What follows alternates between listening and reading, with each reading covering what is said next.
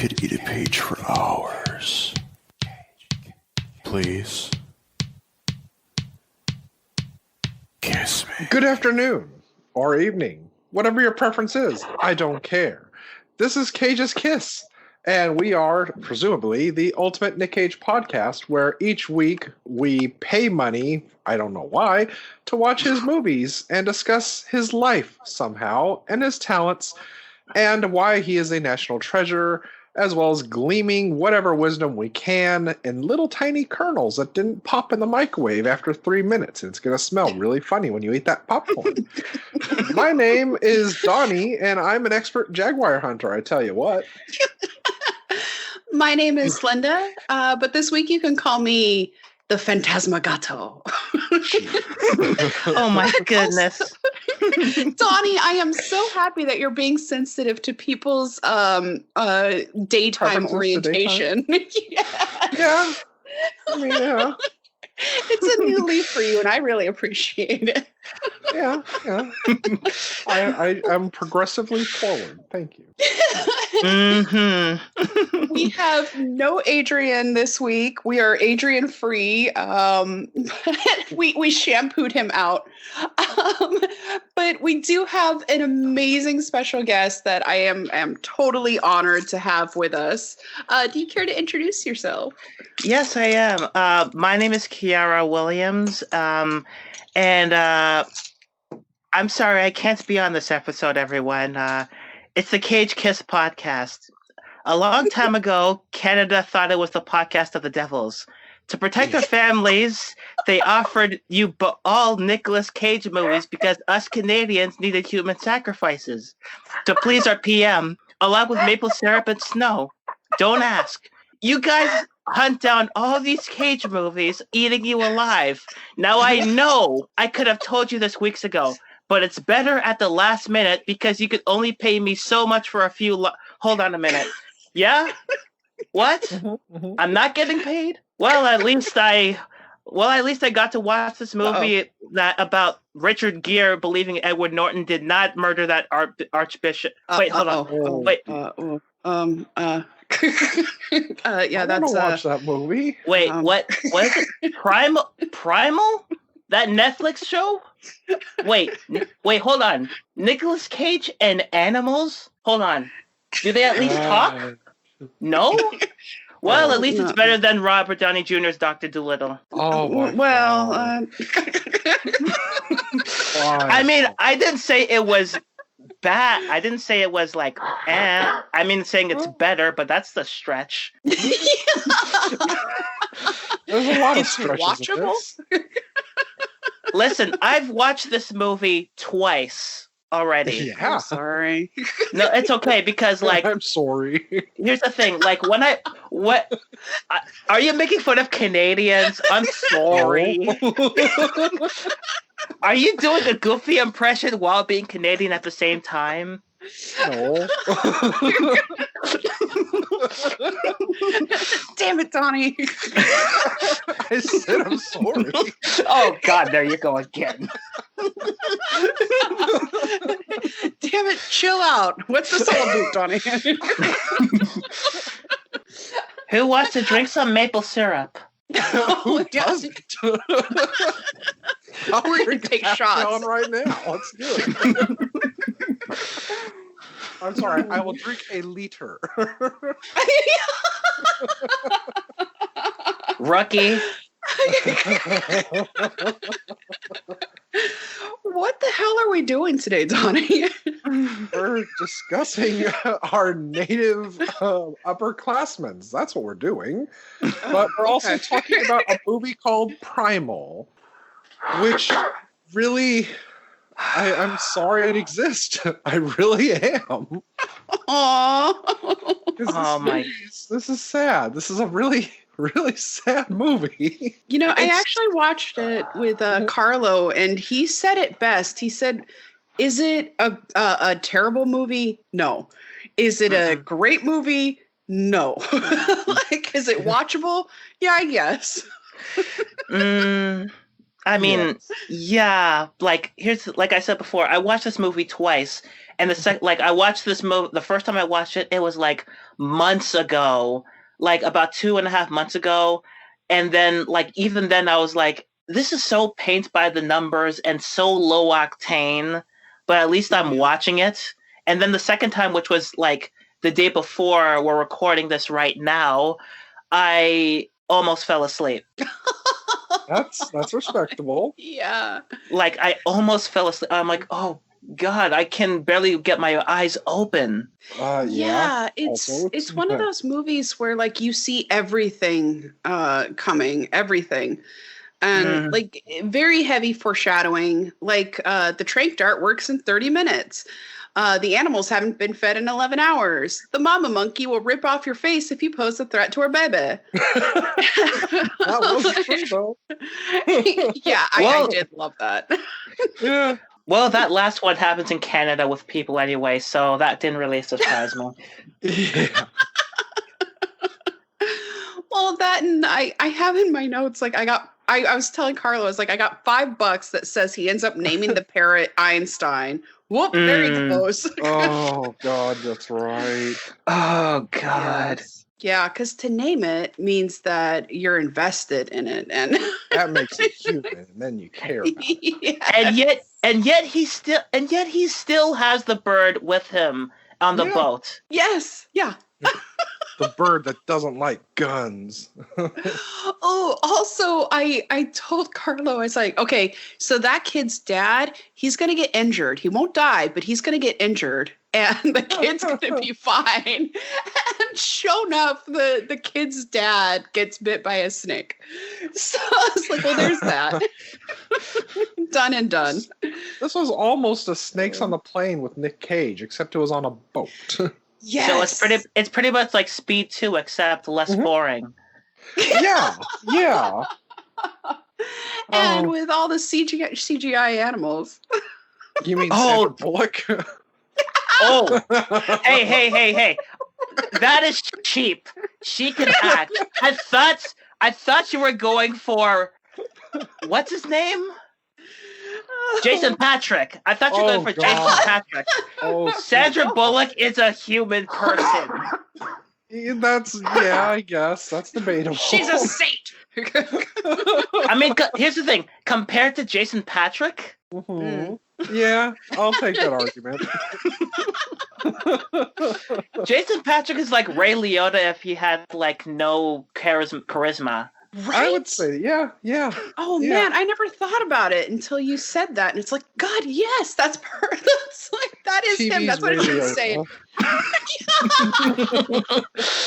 That's what it should say in IMDb.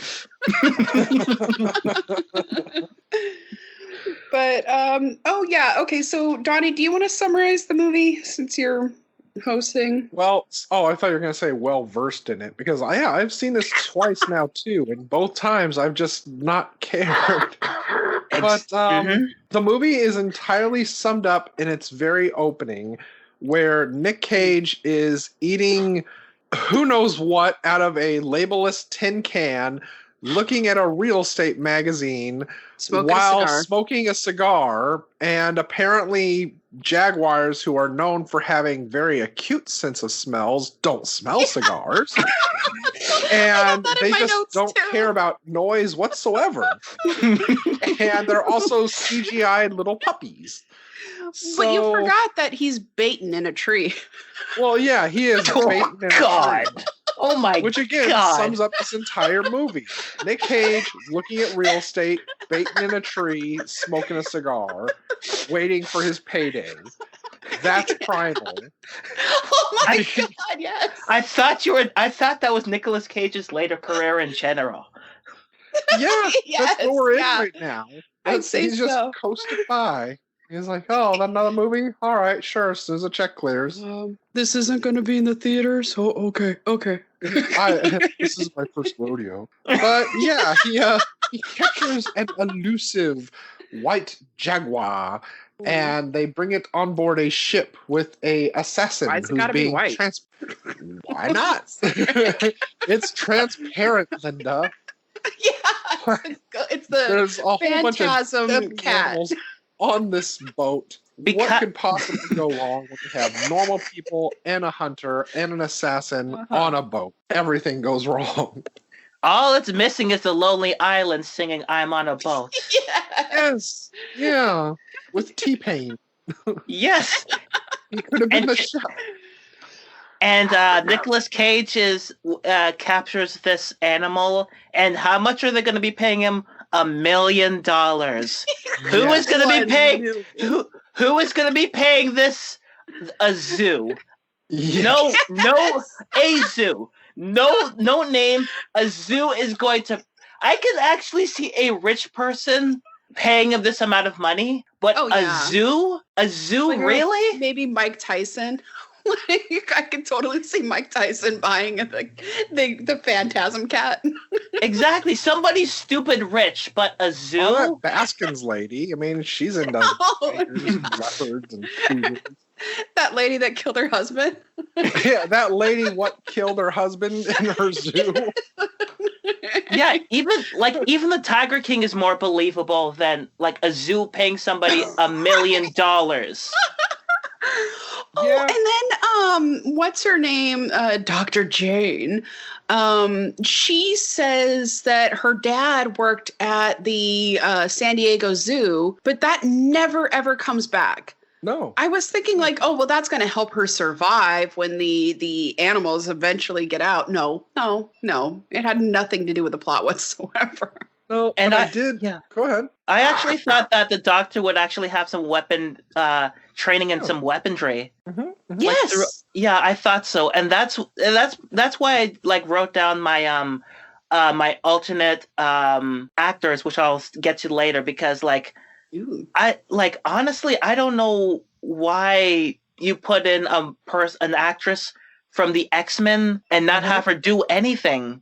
Yeah. Right? Yeah, she was just there to get caught and to be used as bait for him. Yeah, Yeah. bait for another person who was in the X-Men movie. Yes. It's just it's just sadly being eye candy in the movie, and it's really, really sad because they could have used a lot more of her potential in that. But Well, we were wondering in the beginning if they were trying to make her look ethnic with all the stupid filters, because I fucking hated the light filters. I hated it so bad. But like in the beginning, like she's got this like tan or something, but then they also have the light filter that makes her look ethnic.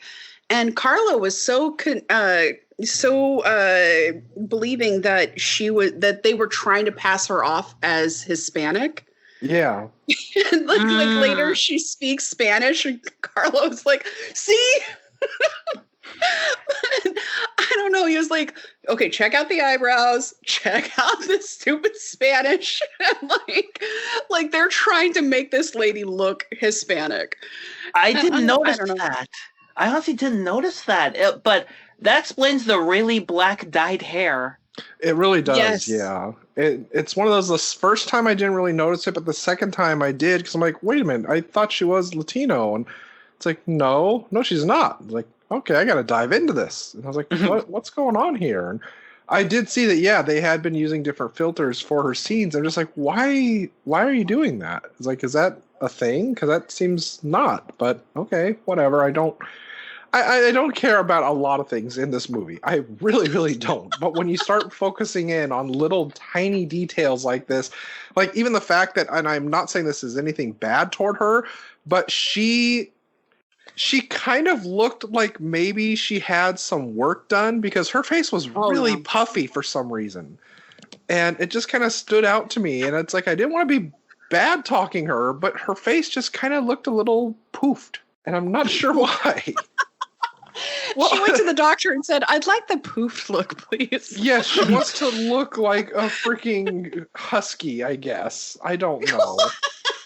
But, well, I'm not going to call her a pug and say they smashed a plate on her face and just pushed her face in and had her spit her tongue out. That's Which, what I mean, if you're honest, that's what pugs look like. So, Oh my come god. at me. I'm sorry, bug-eyed all pugs. freaks, okay? I'm sorry. I don't I thought trust she was them. pretty, but whatever. Yeah, Oh, but while we were kind of talking about Marvel movies, I was thinking while watching this, I want to start a campaign to get Cage to play Craven. I want this so badly, but I want him to be like a fat Craven. Wear that fur vest with his gut hanging out. Like, I really want this so bad.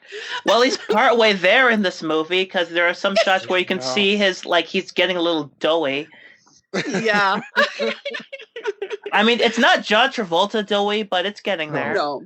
I mean, I honestly laughed so hard first and second time I watched this when he said that he was getting paid $1 million for this. And I'm just like, that is like, it just immediately reminded me of Dr. Evil, where it's like the most generic thing to say. It's like $1 million. Like, really? That's all? It's like, what? 5 million? Like, okay, sure, I guess. But it's just like, it's so generic. It's like, rich man is going to pay me $1 million. It's like, oh. No, a zoo is going to pay him $1 million for a ghost cat. Yeah, without any papers. Yes, exactly. Just take our word for it. Yes. Wink. Just bring the cougar around or the jaguar around to the back of the zoo. That's how you do those deals. But I'm sorry, Donnie. I believe I interrupted you while you were trying to explain the movie. So no, that was the entire opening explained the movie. It's just Nick Cage collecting a paycheck with a CGI jaguar. I mean, they're all on a boat, and an assassin is there who's super clever because he has a lot of comebacks, and apparently that makes him really witty. But he's not. That guy is Richard Loeffler. He was played by Kevin Durand, and I was wondering where I'd seen him before. He's Vasily from the Strain, also known as the Rat Catcher. He was also in, as Kiara was saying earlier, he was in X-Men movies as Fred Dukes.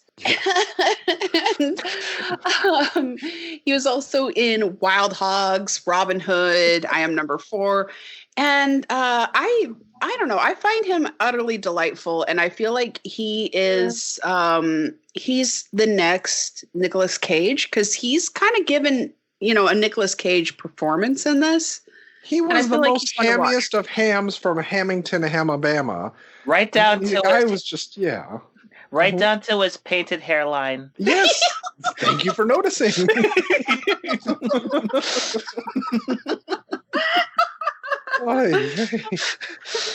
was all I could look for. It was all I could see. It was. I'm saying it's a very Cage performance. You can say that all you want. Except instead of the wig, he's got the painted on hairline, apparently.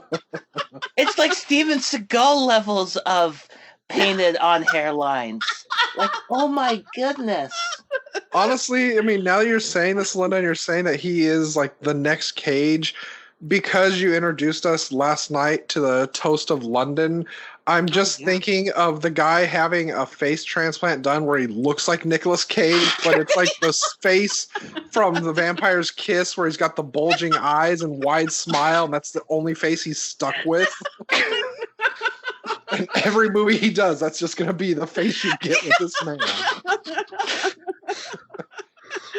I can't wait to see the rom-com that he's in. Well, it'll be funny. Like, the rom-com he'd be really good in 500 Days of Summer because it's really a creepy movie. Yes, I agree. Please tell me, Linda, this movie made no money? Actually, see, I was just going to explain that it was, this movie is, okay, so Yeah, he catches the white jaguar, which the locals will not help him transport it because they said that it protects their people. And back in the day, they used to give it sacrifices, human sacrifices, to keep protecting them, and that never ever comes back up. And the fact that they're telling Nicolas Cage about this after he catches the jaguar, not before, after. Like if it was before, I'd be like, yeah. If it was before, I'd be like, Nicolas Cage would have been like, yeah, I don't care, I'm going for it. And they're like going to like beg him to like not catch this thing. So yeah, it's kind of weird. Time. Yeah. The guy we only have so much money, so we're only going to give one of you like 6 lines, and we're just going to take you off to the plot. Yes. Pretty much, yeah. And so he's transporting all these animals on the ship, and he finds out that they're also transporting a very dangerous criminal that was trained by the NSA, was he? Yeah, he was a trained assassin. And nothing could possibly go wrong, except it does. By the dumbest of ways. Yes. Okay, this plot could, like, this whole thing could have actually like been avoided if they got on another boat. Mm-hmm. At least. Yes. Or everybody had trank guns. The people protecting him had trank guns. So when he went to a seizure, they could just shoot him. And he would just like be out for the entirety. Like they could have just tranked him when they were on the boat. Like I know there was that whole hand waving, like he can't be on a plane or something because it would probably kill him. But even if he like makes it throughout this movie and goes on trial, he is probably going to get the death sentence. So it doesn't really matter. It really doesn't, actually, when you put it that way. Like, may as well just kill him.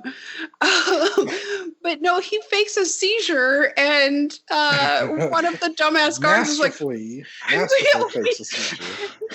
We gotta force his mouth open so he breathes. Because he can't breathe through his nose. For reasons. They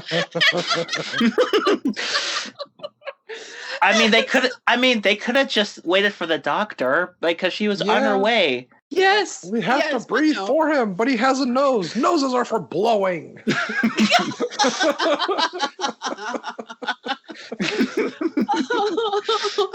So he bites the fingers of the guy who tries to force his mouth open, and then the guy comes in with like an AK whatever, and it's like, I know what to do.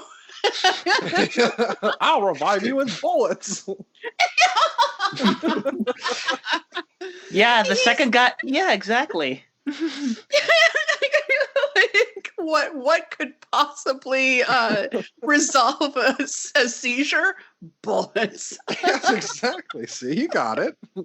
Well, I like to think that he wasn't a seizure and he just snapped out of it just in time for them to open it, kill one guy, and then kill the other, and they'd be like, hey, I have an idea. Let me drag this other guy into another area, stand him up, close the door, and then walk away. Yeah.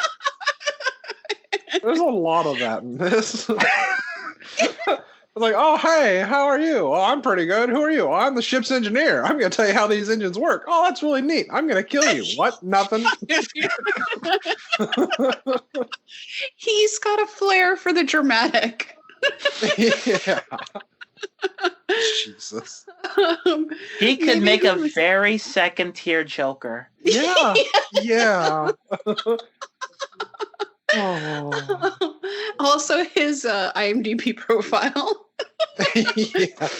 So, surprise, he releases most of the animals, and they somehow don't attack him. Yeah. And all the monkeys go to the kitchen, and for some reason, once they find out that he's escaped, the chef goes in the kitchen and locks himself in. He's like, ha ha ha, I'm going to be in my kitchen, motherfucker. Yeah. This means great. so much to me. I need to be here so I can make some top ramen. and uh-oh, there are monkeys in there. Oh, rooting for the monkeys in that that scene. I was like, get them. Get the fucker. I mean, it was pretty hysterical. I'm not going to lie. Like, oh my God, the monkeys, get them off my face. They told you about this. Thus the phrase, more fun than a kitchen full of monkeys. Indeed. Ripping some guy's face off. Several of these characters just need to get their priority straight. I mean, yeah, sure. Yeah. I mean, sure, the people who were protecting the criminal were assholes, but they at least were like, okay, listen, this is a dangerous criminal we have here. Why don't we just stick together and not split apart? And what does the chef do? Go to the kitchen and get killed by monkeys. Yeah. Because, the chef just wants to, like, make something, even though everybody's in danger. Everybody's in jail. Everybody here in this ship is in danger. I think food is the last thing on everybody's mind. Yes. He's like, but I need to be in my kitchen. This is my safe place. Maybe that's where he hides the good stuff. I don't know. But so then let's see. Okay, Cage starts off as an annoying white hunter guy. And then An uh-oh. annoying white hunter guy. Yeah. And then you find out, like, there's this beautiful dialogue of, are you a good man? No, but I'm a hunter. That doesn't answer my question. Wait, don't close the door. Answer the question. Don't close. Hey, mother. God damn it. Son of a bitch. This guy just does not get it. So, yeah, he has a run-in with the bad guy Loeffler, and he tells him, he says that he'll give him half of the white cat. And my question is, what half? Which half? The ass half? No, straight down the middle. Like the face will be straight down the middle. Meanwhile, the jacker's like, $500,000 each. Goes to the zoo. Well, here you go. the hardest part to split was the tail. Just don't give me the ass half. Here's the ass of a white jaguar. How much are you gonna give me for it? $2 million. It's worth more now. Yeah. We are bankrupt, and it turns out the zoo is owned by Matt Damon. There you go. We bought a zoo Smiling where we away, chewing on his gum, going, "Hey, what you guys got there?" You got A two jaguars? secret sequel to We Bought a Zoo. It's got subtitles. Please help us. We're broke. all we can afford are animal asses. Come on, guys, bring that jaguar in. We'll just stitch him right up. Come on. And a special appearance by the Tiger King. Yes. And a CGI Ben Affleck as the jaguar. You had it all along. By the way, Matt and Nicolas Cage, do you bleed? I can't. I can't tell. I'm looking at my ass end. Only my ass end can see. Nick Cage is the ass hunter. It's not what you think. Available only on Pornhub. Yeah. I'd pay to see it, whatever. But I was thinking toward the end of it, because one time, like, okay, the Loeffler catches him again, and like he kicks his ass, he catches him, and he like puts him in the cage and like rigs him up so he's like, I don't know, pulling on his wrists and his throat against the bar with rope. And he's asking him where he took his navigation map. And I think Cage says something like he can't die or something like that. I can't remember, but I was thinking, how fucking cool would it be if like they were just like, and now he's a vampire.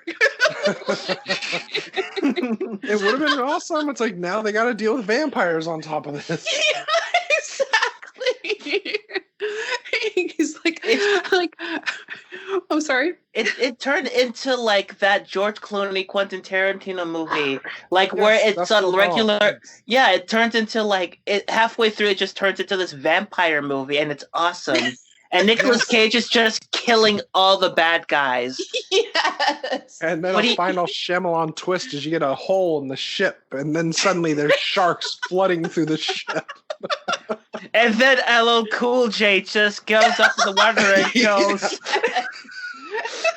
like, I know what to do in this situation. Somebody get me Sam Jackson. Oh, what's that? Yes. See, that's why the parrot's there, because they cut out him from that scene, and it was going to tie into Deep Blue Sea because he had the parrot with him as a cook. And it would have made sense. Would have made so much more sense. The biggest mistake you made was letting it become nighttime. Who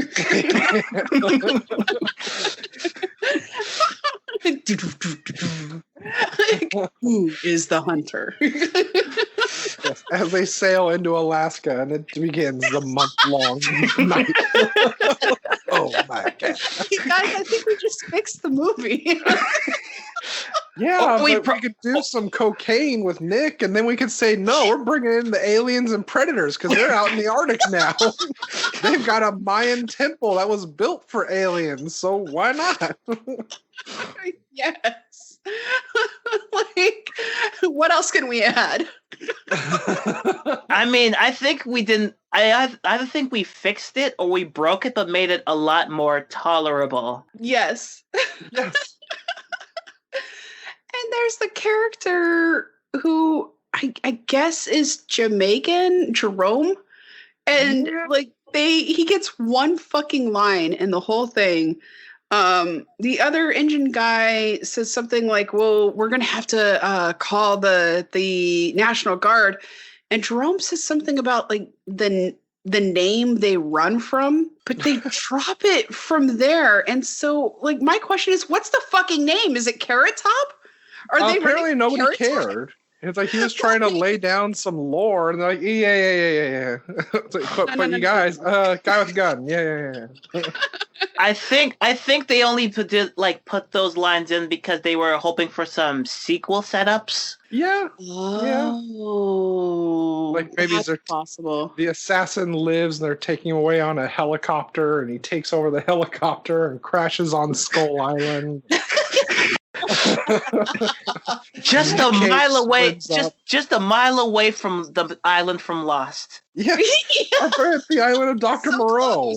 Oh God! Cage shows up and like, looks like hunting season just started.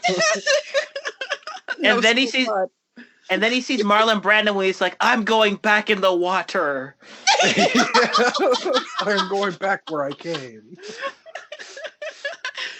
Dick Loeffler is vampire assassin. Hey, that's already a movie. Oh, damn it. Yeah. Of course it is. Damn it. I was wondering when he was looking for the white jaguar, did he even try to do the here, kitty, kitty, kitty, kitty, kitty? Like, did he try at all? It's effective. Like, I don't know if any of you have watched the show Community, but there was that episode where Abed is like doing Nicolas Cage movies because he watched too many Nicolas Cage movies, and maybe at one point Nicolas Cage could have just improvised him becoming a cat. He's like, I'm a cat, I'm a sexy cat, and the cat is just legitimately looking at him confused and backing away slowly, like really terrified. Like, okay, you're messed up. I'm supposed to be the crazy one, but you're messed up. You're just rolling on the ground. Oh, meow, meow. And the jaguar's like, please don't notice me. Why are you tearing into my leg? I'm a cat. Meow. The jaguar is slowly like backing into its cage, and then slowly closing the cage. It's like, please don't even look at me. And that's why he's a professional hunter. He's like, another successful catch. And I like to think that while he's doing the cat noises, Kevin Durant is turning the corner. He's seeing all this with a gun in his hand, and he's just also backing away slowly, like, nope. Nope. I actually thought you were going to go the other way and say he was very aroused. But yeah, it works too.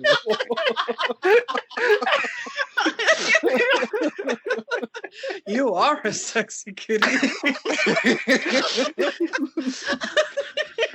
That's good. So then you what? You have him sitting on a throne, stroking Nicolas Cage's ear as he sits next to him. Oh God! I'm the Jaguar too. Oh. Oh my God! Place Nicolas Cage with the MGM lion doing the I'm the booty hunter. And that is how MGM lost $2 billion that year. Yeah. It did more harm. That was the day MGM died. So yeah, this it was directed and written. Well, excuse me, it's directed by Nick Powell, written by Richard Lader, who I couldn't really find anything of note from them, but the budget was $9 million. Where did it go? Into the Probably to CGI Nick Cage. Jaguar. Yeah. Nick Cage was probably paid $1 million, so where's the other $8 million? Yeah. CGI kitties. Yes, CGI kitties on a boat. The worldwide gross was $84.6 thousand. You scared me with that number. I know. You scared me with that number.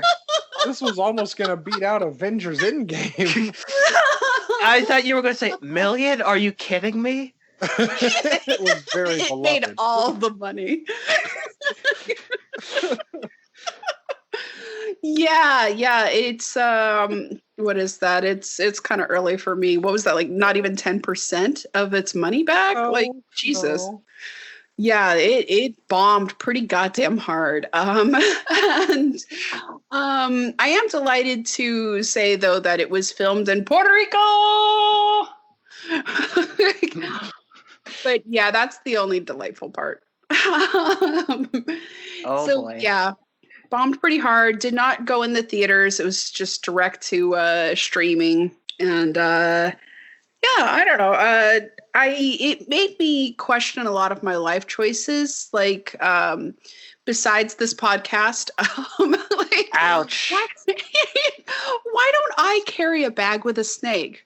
I mean, that seemed really handy. It is accessory. You can do it. If people just keep stomping it, the venomous snake will go away, right? Unless that snake was Ka from the Jungle Book. Yeah. Well, why not even Robin Hood, the movie that made all the furries? Yes. Wait a minute, is that why I have that movie on DVD? It could be why many of us do. I'm willing to bet that had a pivotal moment in Adrian's life. But I got I found an article a long time ago about why women find the Robin Hood Fox character so sexy. Oh. I was just like, what the yeah, Exact. Yep. Exactly. We're in agreement. Oh my goodness. That Robin Hood is right up there with Carrie Elways Oh, as sexiest Robin Hood. Yes. because he also had a British accent. Yes. That's what I was thinking. And speaking of Robin Hood, I remember like when Alan Rickman died, and I was at my friend's house. I was at my friend's house, and we were talking a bit, and his mom's like, "Hey, did you hear that Alan Rickman died?" And we're like, "Oh yeah, we have." And I was like, "Why don't we watch Robin Hood?" I'm like, "No, we don't want to watch Robin Hood with Alan Rickman." He's like, "Why not?" Because nobody wants to remember Kevin Costner as Robin Hood. Not even No. Kevin Costner. True. Not even true. Kevin Costner. It's very true. I was just wondering where the hell he went. Actually yesterday, I was wondering where the hell he went. I haven't seen him He's in around. anything. Well, I think he was like Uncle Benjamin or something. And Spider-Man the last time I saw him. He's Ben! Well, he was also Superman's adopted dad in the Superman. Oh, no, that's it. Okay, not Spider-Man. Yeah. I was like, wait, he's in Spider-Man? No, Like- thankfully. Oh, He's- no, that's yeah. right. Yeah, because he was Oh. at that point where he got sucked up by the tornado, and Superman's like, "Hey, I need to help people because that's why I'm here." And he's just like, "Don't." He's like, "Just let it happen." He's like, "Your mom is a raging bitch. I need this." Like, all right, sure thing. Anyway, it's been real. It's been fun. Goodbye. Just hasn't That's been in the real. Snyder's cut, everyone.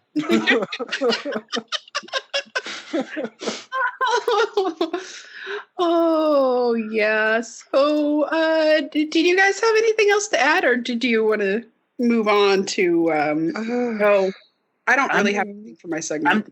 I'm just wondering what would happen if this movie came out in theaters. What would happen? Mass rioting or cats and dogs living together in peace?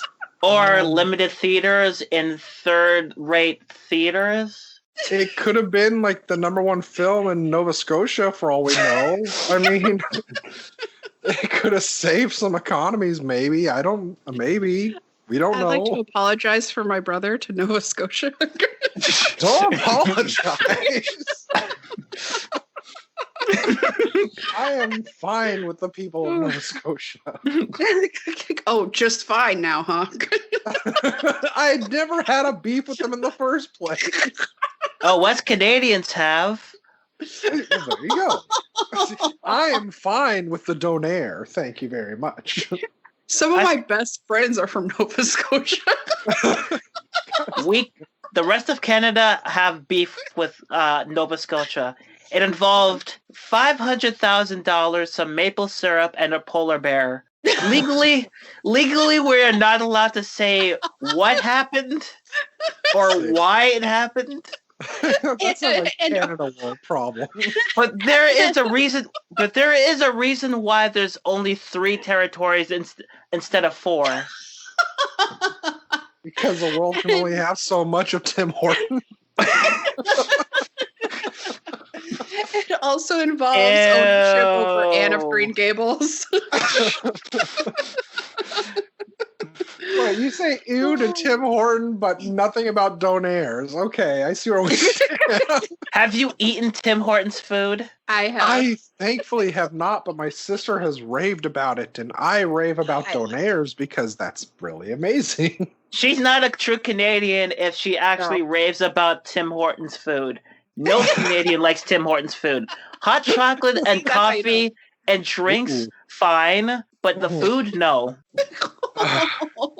See, common ground. We find it. Now the war with Canada can cease. Yeah. Until 2 weeks later. when the Starbucks Primal. happens. Yes. You sons of bitches. I don't know what you could really add to this movie because it already had enough going for it. Yeah. And for this assassin to be so worldly and witty, they really just kind of ruled by just oopsie-daisies. They just kind of had little oopsie moments where it's like, oh, hey, I know you. You control a ship. Tell me how it runs. Okay, thanks. I'm going to sabotage it and kill you. And then moving on and going, hey, I'm going to set all these animals free because lols.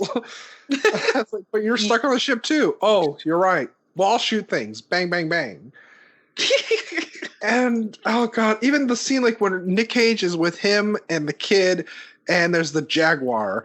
And like, oh no, the jaguar's gonna eat me. Oh, but look, there's a kid here now. So haha, lols, it's not gonna eat me because kids are more delicious looking to jaguars for some reason. All the kid had to do was back away slowly. Yeah, but maybe he backed away and like lathered himself in some kind of a marinade by accident, and the jaguar is just looking at him even more like, pate. oh my God. And It's like chicken liver pate. Can we talk about why the kid is there in the first place? Like, he was there with his dad. Like, he was there in the room with his dad, and the doctor had the walkie-talkie to talk to Nicolas Cage. And the kid leaves to find Nicolas Cage, despite the fact that she had a walkie-talkie. And it's like, my dad is dying. It's like, you could have used the walkie-talkie to tell you that. Yeah, you had to see my face.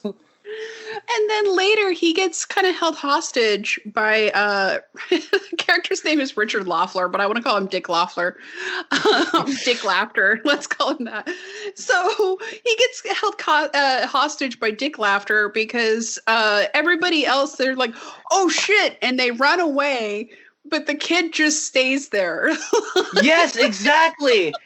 Thank you, exactly. And he gives him the gun. And then oh my God, he could have just ran away, honestly. Yes, but no, all you have to do is grab that kid by the hair and he's like your servant, apparently. It's like, oh yeah, that's nice.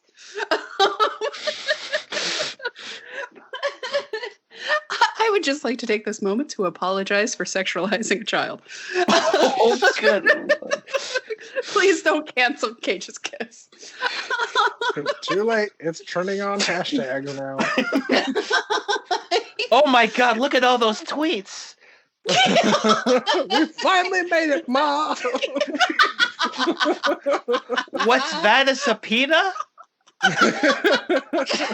Yes, we're finally the most hated podcast ever. Yeah, subpoena, waiting for a full pina, right? Am I right? Oh my! Good Lord! Good Lord! Now that, so for all two of you who have. So for the rest of you, except two of you who are watching or listening to this episode right now, what happens next?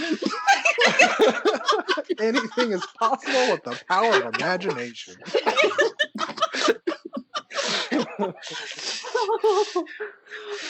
So yeah, I had nothing for my segment close off except for a bunch of naked animals.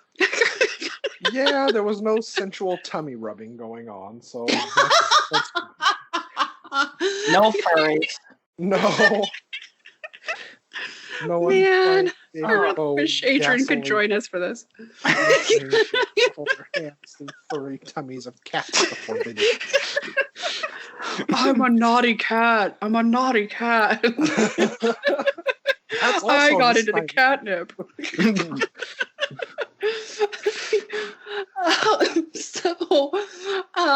Donnie, did you find any reviews on this classic? I did, and I had to omit one of them because it was 6 paragraphs. Jesus. Well, and what's funny is this thing is like 6 paragraphs. It's a couple thousand words, but it has like 79 people found this helpful. Oh, and I really want to share it, but it would take a whole lot of time to share. Maybe you could take a screenshot or something, or like make a PDF out of it. I will for the website. Yeah. Okay. But we do have a few select ones, including one positive one because I felt it was very positive. But first, we will have Frank Walsh. Nicolas Cage is a roguish big game hunter who captures wild animals and sells them to zoos. And let's see, I'm sorry, got cut off here. Oh, and whose stubbly beard looks like it was glued on by coffee grounds.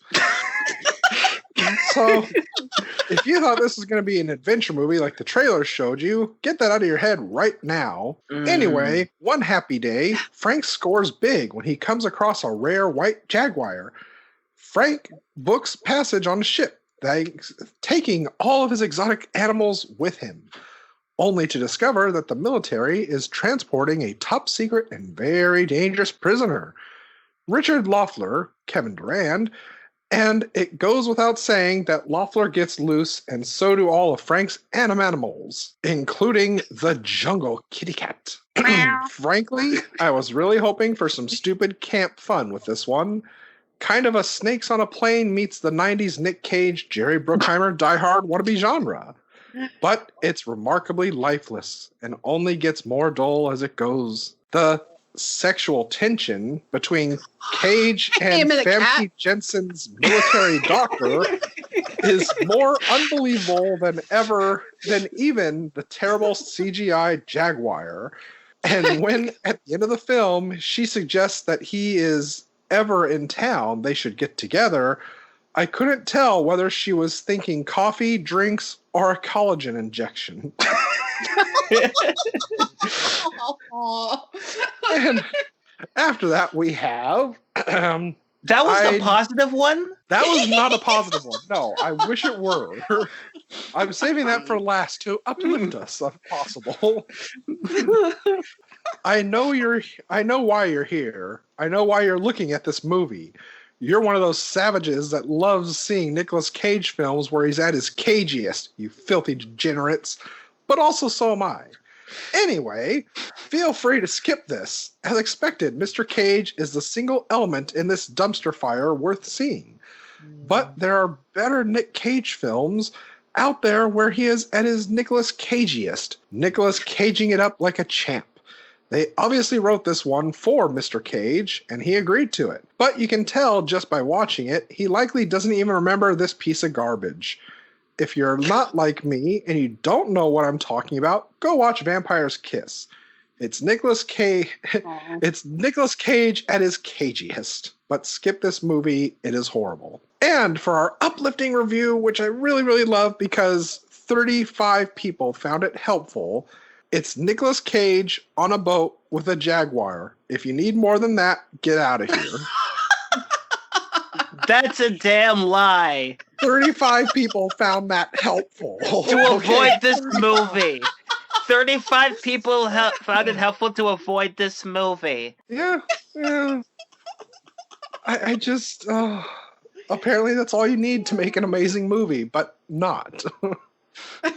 But not at all. Yes, but the opposite of that. Oh, boy. Yeah, there were a surprising number of positive reviews, and they all were apologizing for the film while talking about how awesome it is. It was one of those where a lot of them all said, if you turn your brain off, it's an enjoyable movie. If you just eat some popcorn and enjoy the ride. Yes, just hit yourself with a mallet and drop some acid, and everything will be just fine. But I did turn my brain off when I watched this a second time. I fell asleep. I almost fell asleep.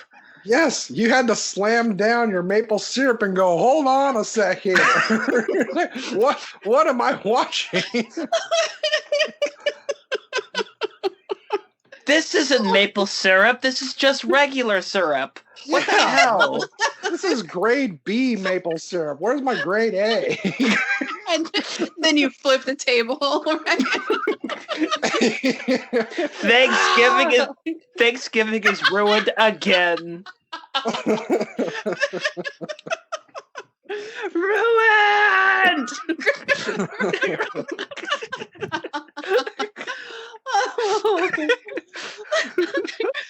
So, did you guys want to do a sequel return more harder? I Adrian sent one. Yeah, he would be. Yes. You go ahead. I'll go last. I already have one. Oh. Okay. Well, I was going to say he would be bemused if we did not, so. Okay. I'll share his. Oh, God, he Cage made one. guy. Yeah. Of course he did. He made one and sent it.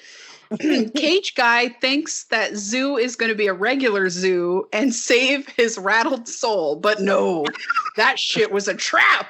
Primal 2, Primal Scream, in which our great hunter is trapped in a zoo where hunters are in cages and are run by pasty people who all look like Richard Lofter. It is your Matt Damon sequel you talked about.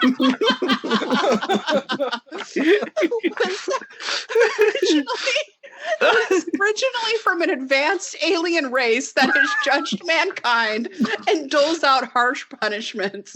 Can Cage escape and defeat these overlords in the name of animal exploitation? Wow. Find out this summer.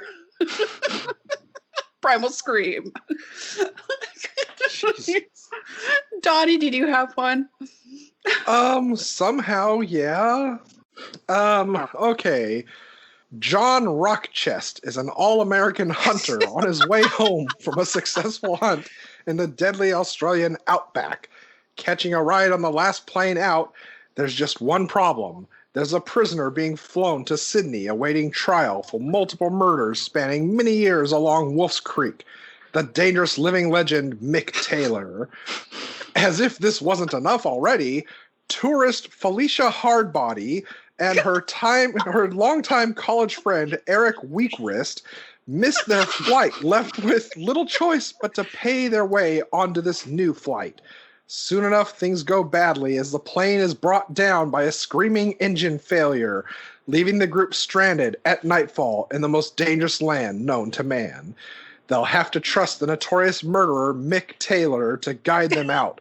But Mick is back in his element and looking to carve out a few more tourists. Who will survive and what will be left of them? Primal Underground. Mine, I ripped myself off because I used to have that idea for a story called Jimmy D and Me, where I go from town to town with a pig saving the world and meeting some lovely townies along the way that teach me a little something about life.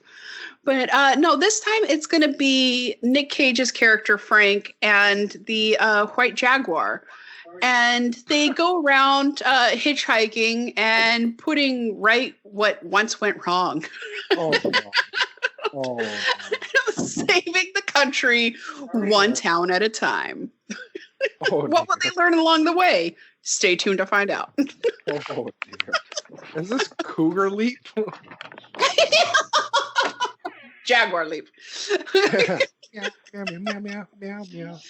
But there's got to be a moment where, like, a cliffhanger, like a literal cliffhanger moment, where Cage is hanging off of the edge of a cliff, and he's like, "Please, big kitty, help me!" And the kitty's like, "I don't know." Cat just lifts his leg and starts cleaning himself. Really? Just starts licking it, going to town on his asshole. Or maybe the kitty actually looks at Nick Cage and puts his claws into Nick Cage's head and says, "Hail to the king," and then lets him go. Yes, exactly. Yes. He pulls a shadow and starts kicking him in the face, going, "I have had enough of you." So then Nicolas Cage, along with his talking parrot, has to go across the jungle, and he makes friends along the way because he needs to dethrone the evil white jaguar so he can take his rightful place on the throne. I want to tell you this because you're very scarily close to a real dream I had. And I know it's because I had insomnia the past 2 days. No, but hear me out because this is amazing. And it's the only thing that happened in my dream, which I never have to dream again now. I swear to God, this was real. Aladdin, Nick Cage is a genie, singing Prince Ali. That is what I dreamed of. Nicolas Cage's genie singing Prince Ali. Not the craziest thing I've heard over the past couple of weeks. No. Thank God.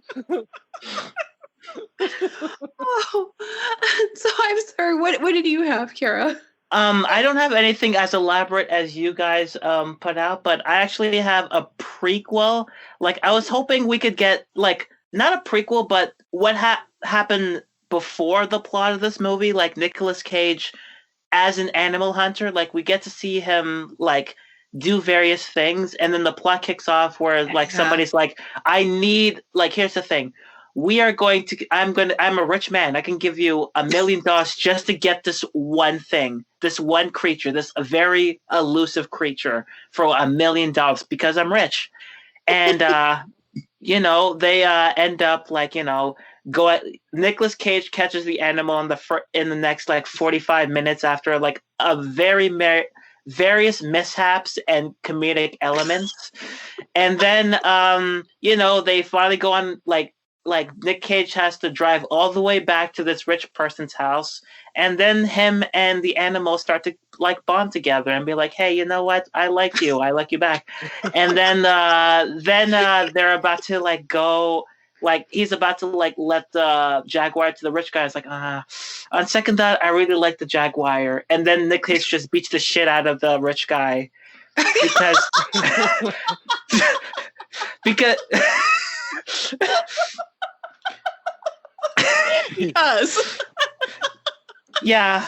And so it's going to be a road trip movie. Nicolas Cage, Animal Hunter, the road trip movie.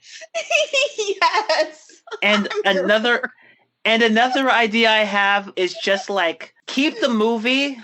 Like, I know this is like a face-off, but this is the comedic element. Like, I have two for who can replace Nick Cage in this movie, but in this time, it's going to be like a comedic element. Like, just keep the whole movie for now. Keep it as it is. But if he were alive, instead of Nicolas Cage, it could be Steve Irwin.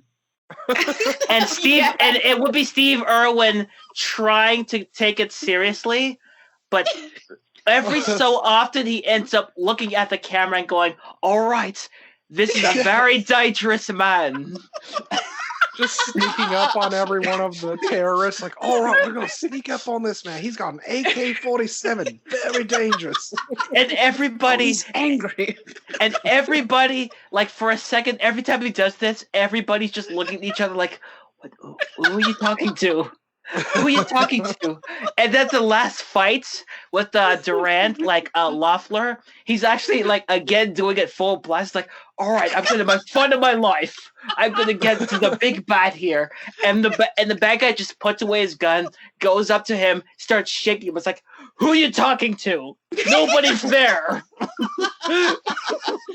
Nobody's wailing on his face. Like, oh, he's really angry now. Oh, we gotta watch out. I just shot him with a tranquilizer. They call him the crazy hunter. You did what? You weren't supposed to hear that. You weren't supposed to hear that, mate. I heard everything. I'm right next to you. I'm grabbing you by the shirt right now, and I'm hearing everything you're saying. What? Are you talking to a camera? What Why are you keep doing? Breaking the fourth wall.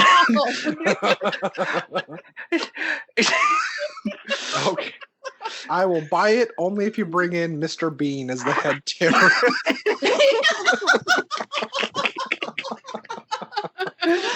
Rowan Atkinson's greatest role yet. Whoever wins, we all lose. Instead of asking for a Coke in jail, he's like, "I'd like Mr. Teddy, please." He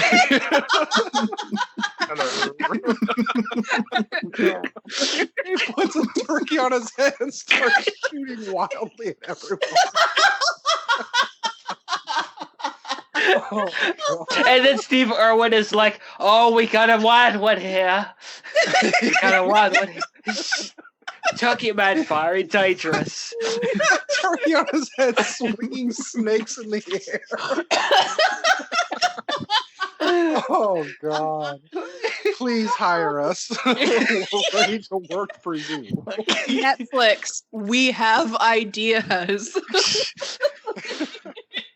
I was thinking about that idea when I was at work, and in a rather sad thing, I'm like, there's a whole generation now that doesn't know who the Crocodile Hunter is. Yeah. Oh my God, that is sad. I'm like, that is chilling. It's sad. That It's their is. loss. Well, Oh. instead we have the guy who goes around getting stung purposely by the world's most venomous things. And like, okay, I guess if that's what gets your rocks off, all right. Nicolas Cage? In Las he's not Vegas? far off. In Las Vegas? Yeah. Oh, that's the show we need. Are you Nicolas Nicolas Cage. Why are you holding a sign that says you'll pay $50 to kick you in the balls? Okay, I'm sorry, I like your movies, but all right. I just want to help you out, guy. I'm sorry, I'm wearing steel-toed boots, sir. I'll make it 100. I'll make it 100 for you. Here's an extra 10. I really love Gone in 60 Seconds. Oh God. So, were you guys able to come up with a face-off? Mm-hmm. Oh, yeah, kinda. I mean, I tried to care, and I thought, why not make it a semi-Disney comedy? So Frank Walsh is played by Tim Curry, Dr. Ellen Taylor is Diane Lane, and the assassin is Keith Richards, because he just wonderfully mumbling his way through and needing to be leaning on a stool every scene. All right, everybody. This guy's very tight. He's mumbling something. I don't know what he's mumbling, and he's leaning, and he has a cigarette in his mouth.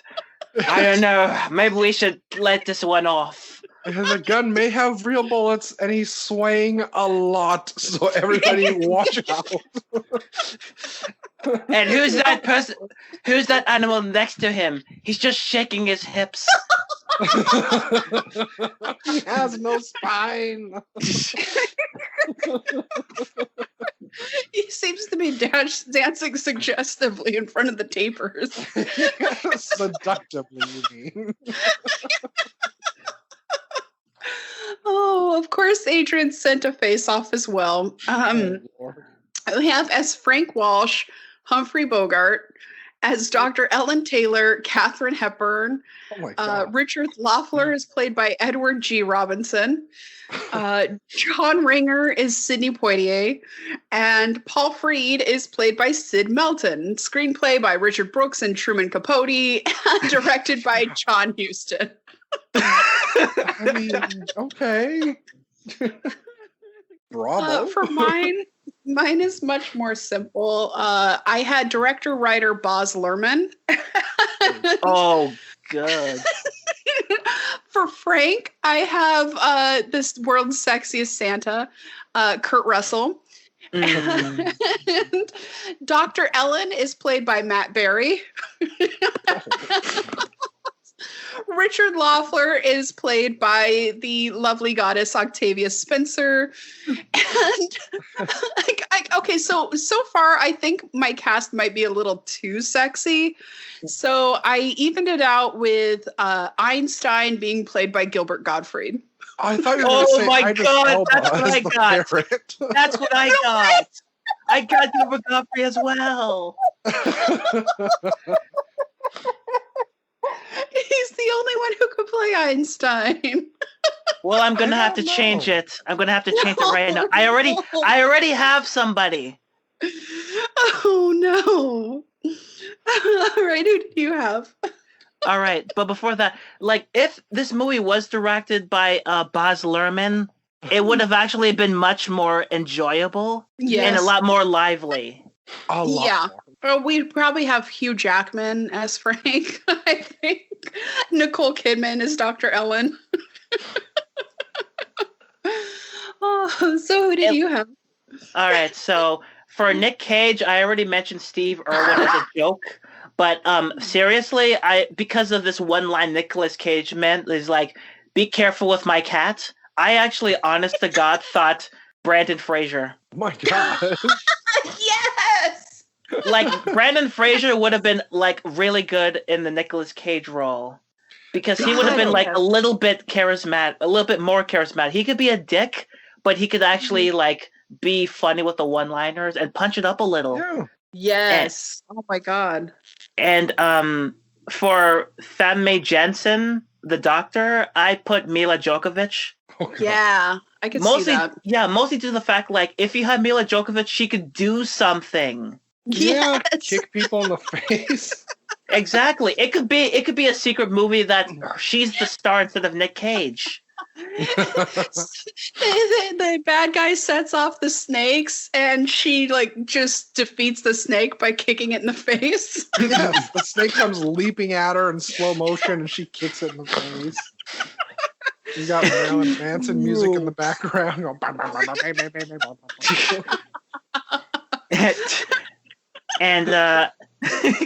and Kevin Durant will be played by Jackie Earle Haley. Oh God! Because they look similar. Like I can see that. Yeah. Like they look similar, especially if you look at him like Jackie Earle Haley in Watchmen. Just blur your eyes, like blur your eyes, and it's right there. You could see it. Put a little maple syrup around your eyes and you just blink a few times. Damn it, Nova Scotia! We told you you're not allowed to have any maple syrup. Now we're going to have to drown you. And Michael Imperioli is in this, and he'd be played by Steve Buscemi. Oh. Oh. And what's this called? LaMonica Garrett, yeah, he was completely useless in this movie, so I just replaced him by a completely useless entertainer, Drake. Wow. I'm gonna be honest. Whenever LaMonica Garrett came on, I was just like, "Oh yeah, I totally get what you're saying." Wait, what just happened? And you'd think he'd be a bigger character, but they killed him off like it was nothing. They really did, I totally thought he was going to make it till like he was going to be the last one killed, and before the big fight between Cage and the bad guy. But no, apparently not. Yeah. Well, I still like the idea that you're proposing that the doctor lady becomes a survivor, and this becomes kind of like an Alien remake, but with animals, and everyone gets killed off but her. She's traumatized forever by these animal attacks. Can we add Ripley? I mean, not Can we add Newt? Yes. They mostly come out at night. Mostly. And and the kid will be played by Rico Rodriguez. Nice. And his dad will be played by Carlos Santana. Yes. Because why not? And the two boiler guys in the movie will be played by Bubba from Forrest Gump and and Kurt Russell. Wow. Yeah, hey. And the parrot will be voiced by Mike Patton from Faith No More. Oh my God, yes. Like, I'm here for that. And the director would be this movie would be directed by John McTiernan.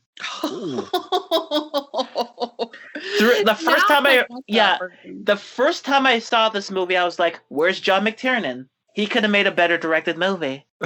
on a boat, a movie on a boat. He could have made it a lot better. Yes. This is And I already really want much that better. version now.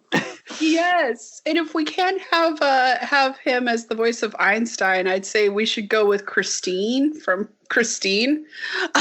Like, hey, there's a big kitty over there. Why would you not want Idris Elba playing Einstein, like him in a parrot suit? No. Okay, like no. think Oh, Thanksgiving wait a minute. with the turkey suit that the sheriff wore, except it's just a feathery suit. If you Like in did that, Birdie. you would have to have like just the bottom of the suit because he has to be shirtless at all times. Well, no, you can have him shirtless if you want because he's so damn huge. You can only shoot his feet on the shoulder of Nick Cage.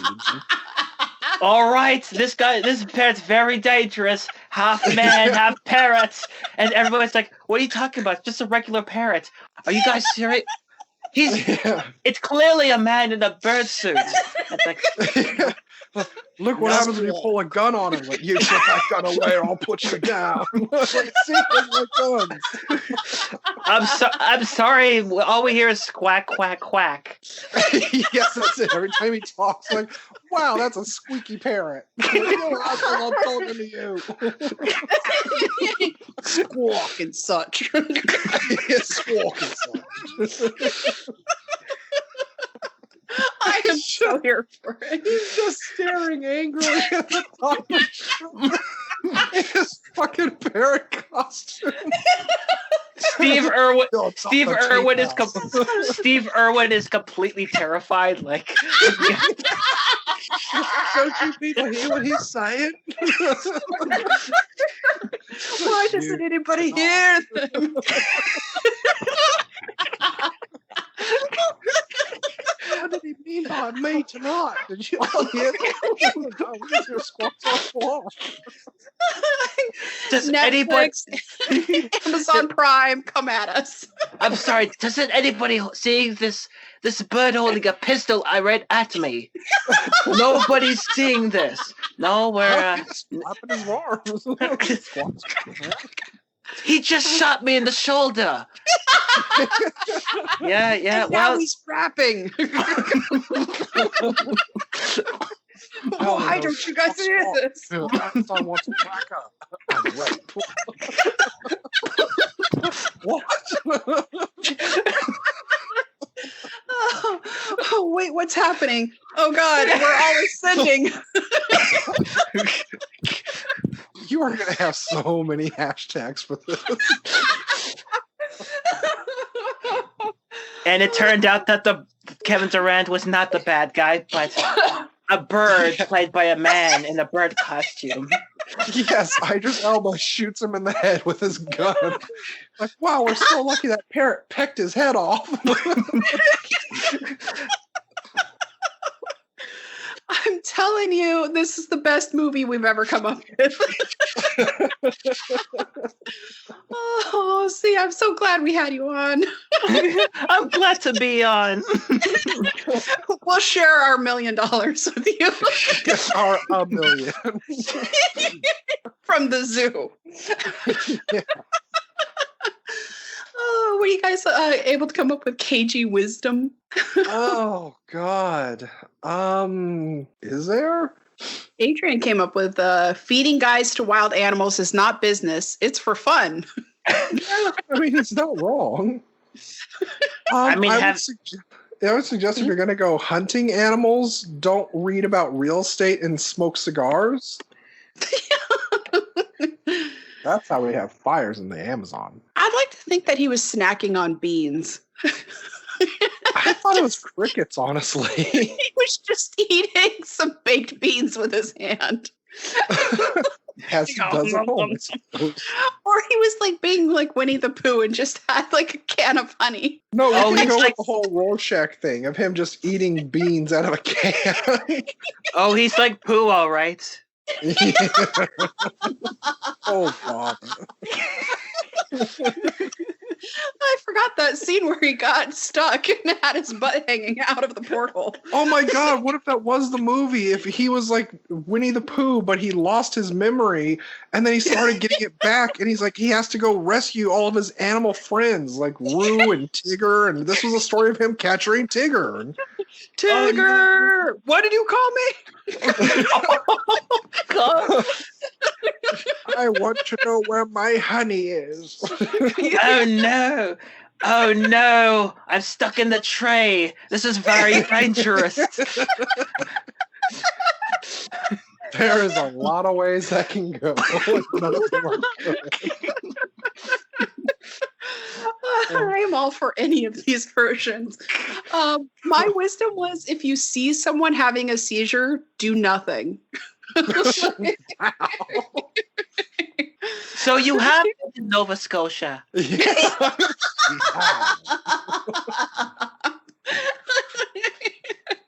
I'm familiar.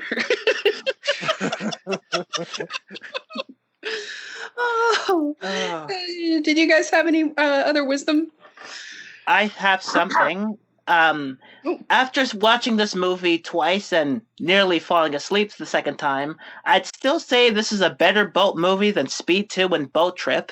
Oh, yeah. Boat Trip. Oh, God. Oh, boy. Wait, was Boat Trip the one with, oh, no. Cuba Gooding Jr.? Yes, where he's on a gay cruise. Uh-oh. Yeah. You can totally tell when that movie came out with that whole gay panic. Yes, 2000s, right. Oh no, what's gonna happen? Kevin Kline, he's the straightest man in town until he finds a gay man in town. Wait a minute, I'm on the wrong boat. It's going to be very dangerous. But look at everybody, so nice here. How pleasant. How They all pleasant. smell so pleasant. I love it. I love you all, except that, what's that over there? And is that a person dressed up as a bird? Are they playing leapfrog on the deck? Oh my. Oh, look, the two boys are wrestling.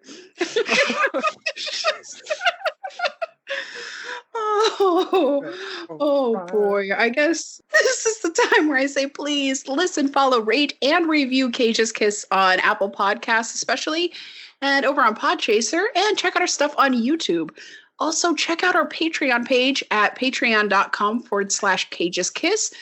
Where Donnie and I are going to record the next bonus coming up soon, which is going to feature Samuel L. Jackson for our 1 Degree of Cage. Remember, you can find Cage's Kiss on Facebook and on Twitter at Cage's Kiss. You can visit our website at cageskiss.com, and you can write to us at cageskiss@gmail.com. Check out my other podcast about witches in history and stories of all media, Bedknobs and Broomflicks. It's BROOMFLICKS. You know we're good because we got licks in the end. Also, check me out as Lila in Dispatches of Disassociation and as Patrice and Lieutenant Murphy in Coyote's Bluff. Donnie, what you got going on? I also am in Coyote's Bluff, and that's coming out very soon, actually. It has a very awesome little trailer you can find online. I'm Unreal Goals on the Twitter, as well as on YouTube, where I host Wisdom in the Bottle. I swear the 3rd episode is being edited and coming out shortly. I'm also the Boy Who Blew over on Pornhub, which I still really request you people to stop sending friend requests because you don't want to follow me there. You really don't. And I'm also Le Coup of Blue on the Twitch, I believe. Otherwise, I've got nothing but a whole gallon of sadness that I'm drinking down the black hole that is my life. And Donnie's on Pornhub also as the booty hunter. I am, well, I mean... What do you mean you a haven't? Professional handle? What do you mean you haven't accepted my friend request? Because I need to clear my browsing history first. Craven, the ass hunter. I'm a little shy, okay? It's Pornhub. It's Pornhub. There's nothing to be ashamed of. That's what you said on your fans only, your OnlyFans. Yeah, our OnlyFans. I'm shy. You guys want to see my feet? Oh my gosh! Oh, I guess. You want to see me pour hot yogurt on my feet? Hot maple syrup over my feet. This is what I call my Timmy hole. Oh, good.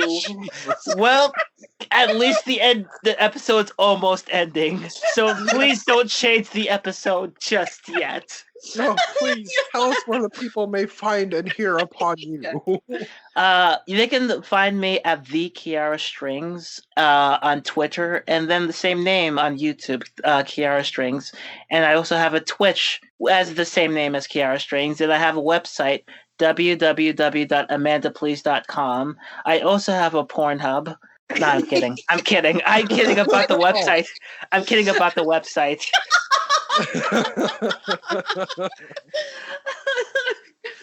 Honestly, listeners, go check out the YouTube. It's fucking amazing. It is just brilliant. Like, honestly, like, yeah, I love your YouTube channel. It's amazing.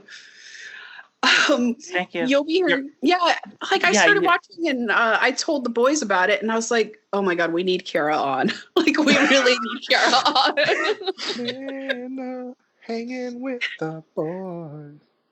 Oh, good lord! God damn it! Well, she keeps calling us the boys. It's the only thing that comes to mind.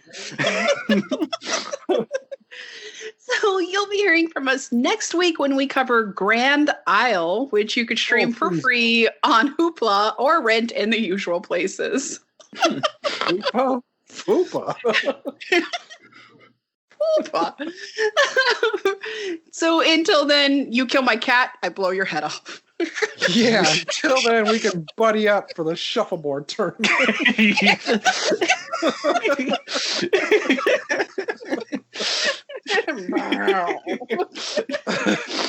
I'm stopping for sanity's sake. Oh, dude, that was so much fun. That was the funnest thing I've had in a long time. Oh, sorry, Donnie. I had to cough and like clear my throat so many times. I don't know what's going on with me. It's fine. It's fine. It's just my sinus shit. Everything's fine. Everything's under control. Don't worry about the nosebleed or my teeth falling out. That's normal. That's just your sinuses.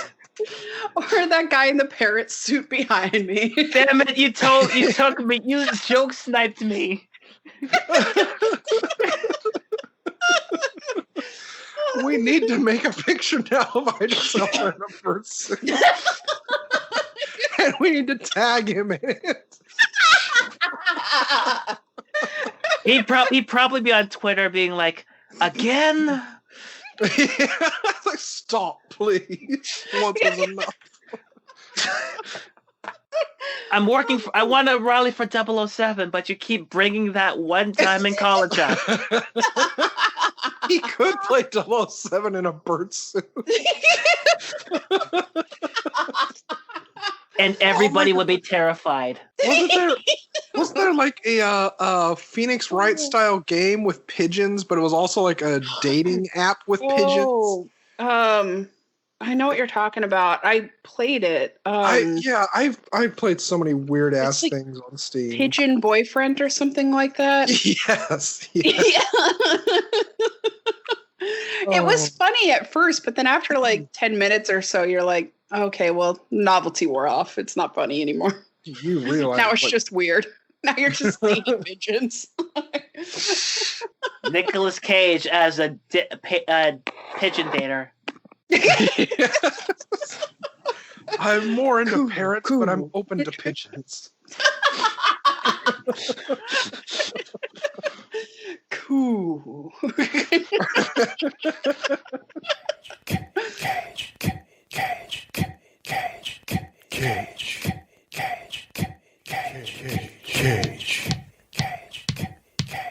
Peach. I could eat a peach for hours. Please.